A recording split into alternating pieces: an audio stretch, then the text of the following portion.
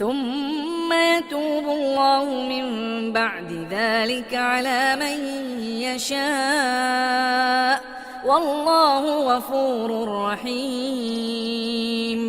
يا أيها الذين آمنوا إنما المشركون نجس فلا يقربوا المسجد الحرام بعد عامهم هذا وإن خفتم عيلة فسوف يغنيكم الله من فضله إن شاء إن الله عليم حكيم. قاتلوا الذين لا يؤمنون بالله ولا باليوم الآخر ولا يحرمون ما حرم الله ورسوله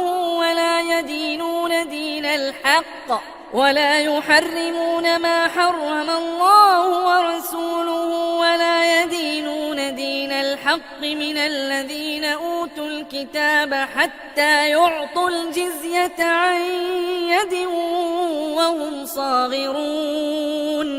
وقالت اليهود عزير ابن الله وقالت النصارى المسيح ابن الله ذلك قولهم بأفواههم يضاهئون قول الذين كفروا من قبل قاتلهم الله أنى يؤفكون.